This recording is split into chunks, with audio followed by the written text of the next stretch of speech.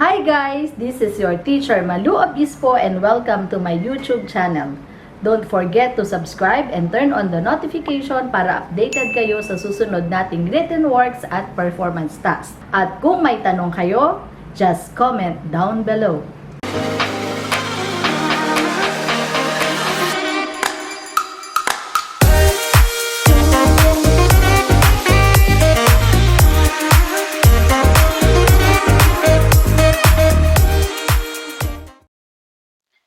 Good morning, Grade 9, Grade 9 Samaria, Sinai, and Shiloh.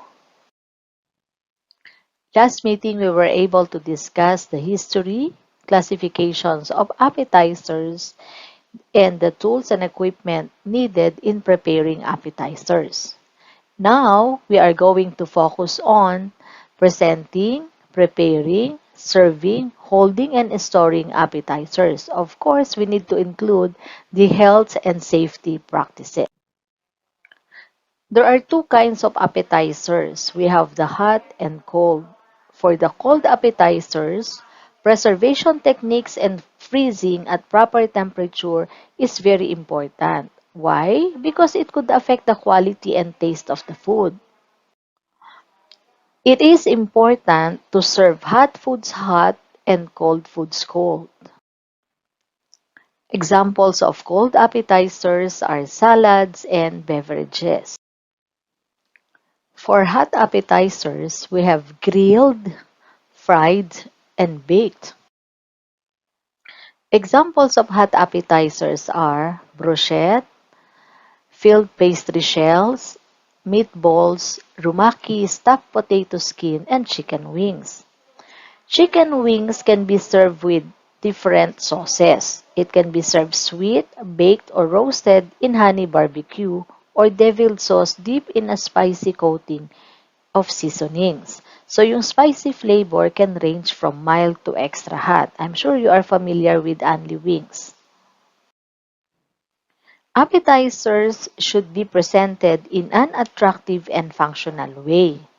Appetizers can be passed, plated, or part of a buffet line. You can include a variety of foods, but make sure they can complement the taste of the main dish. Presentation is the key in serving appetizers. If appetizers are served buffet style, arrange them so that they seem to flow towards the guest. If plated, use plates and tray with interesting sizes and shapes. Do not pack them in. Be sure to leave some open space on the plate and add a small garnish for presentation. Chilled salad or hot soup can be served to each individual at the table. Serving appetizers at the buffet can be done by putting all appetizers together on one or more tables. Individual presentation may include placing a garnish on each tray or plate that holds the appetizer to make it visually pleasant. Butler service means appetizers are carried on a serving plate at a standing event, such as a party or reception. When appetizers are passed, people are given napkins to hold the appetizer and must be able to choose and eat them while they are standing. Items on the plate should be eaten in one or two bites without the need of a knife and fork. There are at least 4 points to consider when preparing appetizers. 1. Choose appetizers that you can prepare ahead of time and serve easily. So kung ito ay dinner party, at least 6 appetizers per person kasi meron pa naman tayong main dish. Kung ito ay cocktail party, as in puro cocktails lang, at least 8 to 12 appetizers per person. Mas marami kung catering event. Yung caterer's formula natin is at least 12 appetizers per person. Number 2, serve 4 to 6 pieces for each person. So, yung pag-prepare natin nito, kailangan kuhanin natin yung total number of persons, ano ba yung total number of choices para ma-determine natin kung gaano karaming appetizers ang kailangan nating i-prepare. Number 3, do as much of the actual preparation as early as possible, like the appetizer that need to be cooked ahead of time.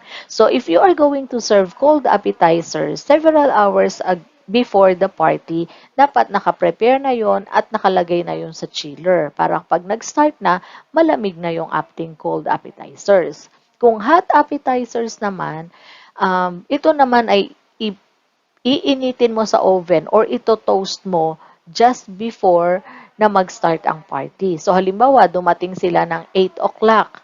Pwedeng 8 o'clock, tapos na yung pag-init mo sa oven. Dapat it should be served hot. Sabi natin, hot food should be served hot and cold food should be served cold. Number 4, create appetizer selections that are visually appealing. Paano ito magiging appealing?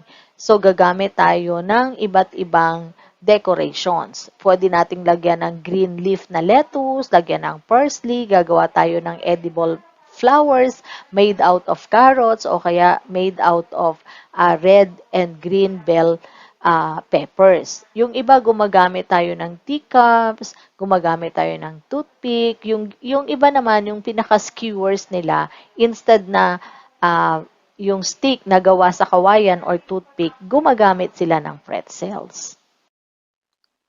There are 5 points to consider when serving appetizers. 1. Vary the number of selections based on the number of guests.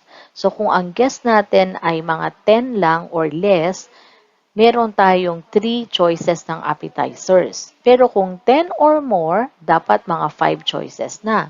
Kung 20 to 40 or more, at least 7 choices yung pagpipilian natin na appetizers.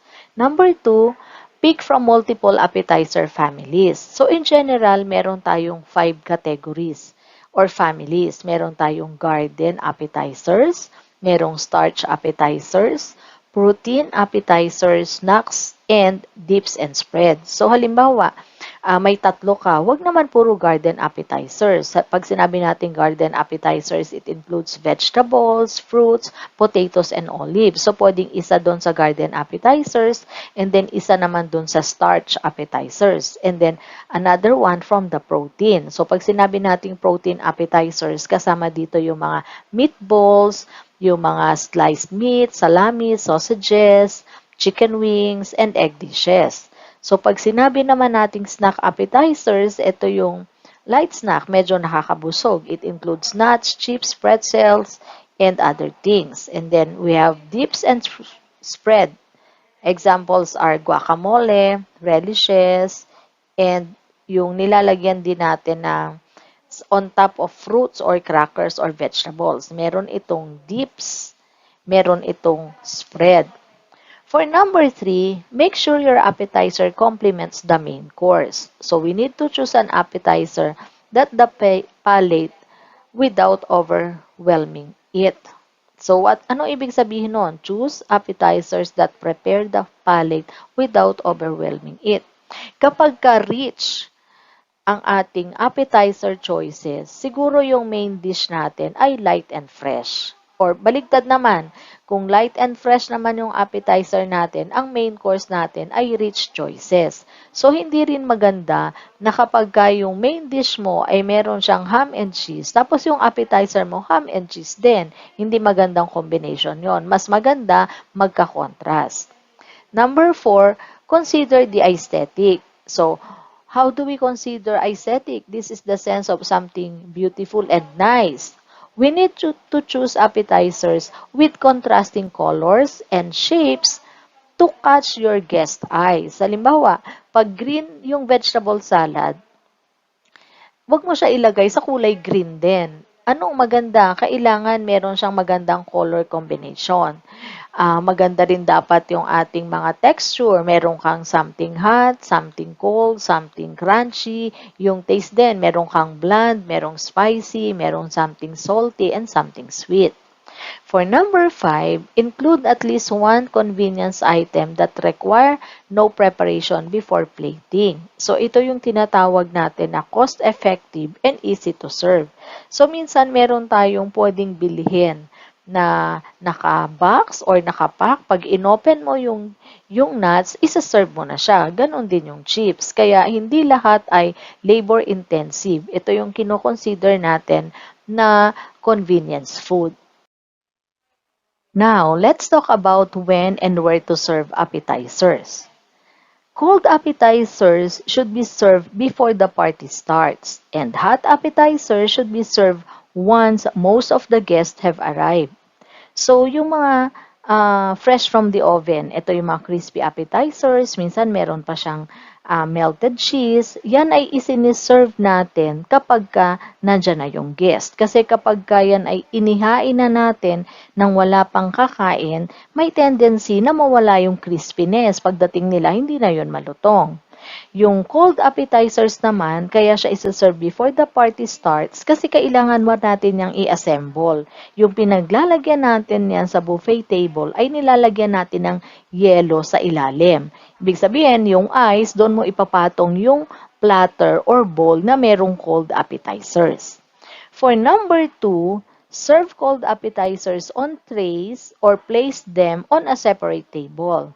Hot appetizers must be served fresh on a large tray or platter. Ayan, kasasabi lang natin, yung cold appetizers, nakaseparate siya sa hot appetizer.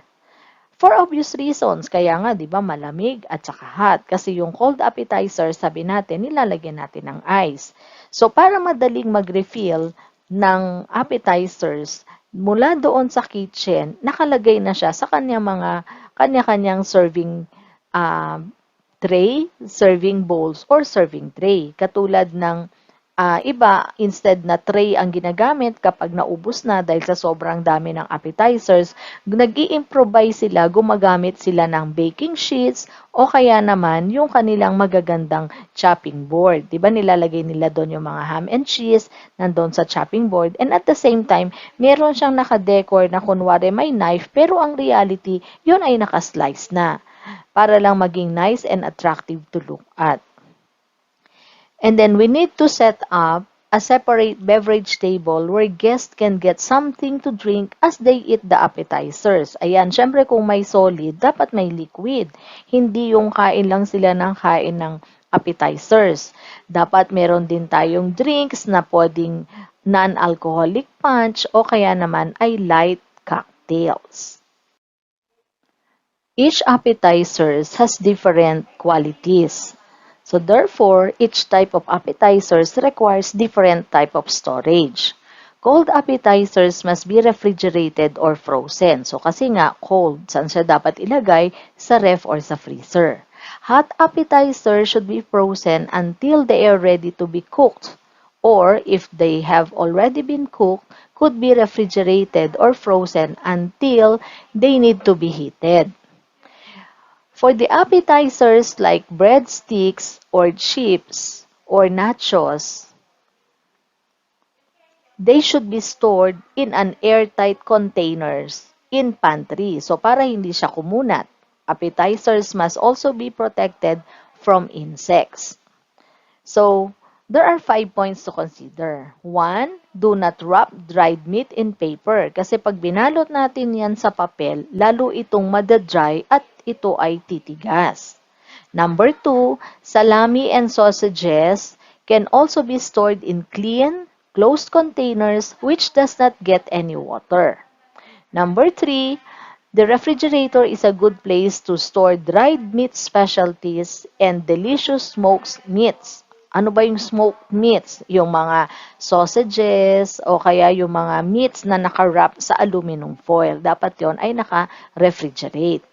Number 4, dried sausage or pudding is covered with fine mold which can be removed easily and quickly wiped. And number 5, dried starters may be stored in wooden box filled with ashes from burnt wood for a short period of time. So when it is time to eat the dried snacks, they can be removed from the freezer, wipe it with a cloth, peeled, and then sliced thinly before serving. Alright, moving on to health and safety practices. Number 1, never leave your raw meat or poultry on the counter or sink. near fruits and vegetables, breads, cooked meats, or prepared foods. Bakit? To avoid cross-contamination. So you should remember the principles of basic food safety. Number 2, keep the food preparation area separate from eating, playing, and laundry, bathroom, and toileting areas. We need to also keep the pets and their food out of the food preparation area. Bakit ulit? To avoid cross-contamination. Number 3, always wash hands, utensils, and the counter or sink after handling raw meat or any food product. Then after washing, you need to secure the utensils in a safe place. Ito yung tinatawag nating storage area, safe place. Number 4, wash fruits and vegetables thoroughly, even if they look clean. Why? Because washing removes dirt, chemicals, and some bacteria. So let us remember yung health and safety protocols. Aside from washing your hands, we should wash each and every ingredient that we are going to use or eat. Number 5, defrost frozen foods in the refrigerator on a low shelf so that the food cannot drip onto other foods or defrost under cold running water. This keeps them cool enough to slow the growth of bacteria. Never defrost frozen foods on the counter or in a bowl of standing water. So, babalikan nyo lang yung mga theories and principles natin ng basic food safety. Parang review lang naman ito. Number 6, avoid preparing food when ill. Cover your mouth and nose when sneezing or coughing to avoid contaminating food and utensils. Number 7, keep cold foods cold until you serve them.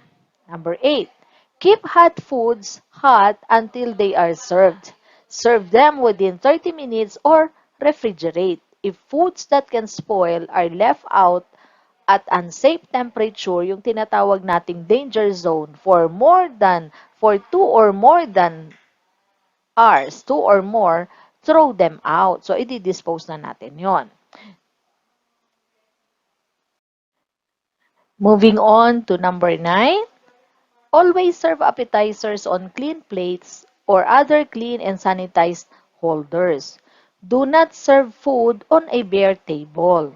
Number 10, avoid the unnecessary handling of ingredients. So sabi natin, bare hand contact. Hindi dapat yon. Gagamit tayo ng iba't ibang klaseng utensils para hindi natin kinakamay ang appetizers while serving.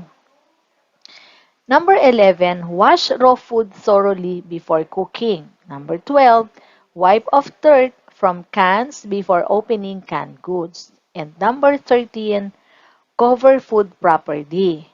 Store ingredients in properly sealed containers. In closing, allow me to read a verse from Ecclesiastes chapter 9, verse 7. Eat your bread with joy and drink your wine with a merry heart. Are you learning? I hope you are. This has been your teacher Malou Obispo saying thank you for your active participation. Stay well and safe always. Goodbye.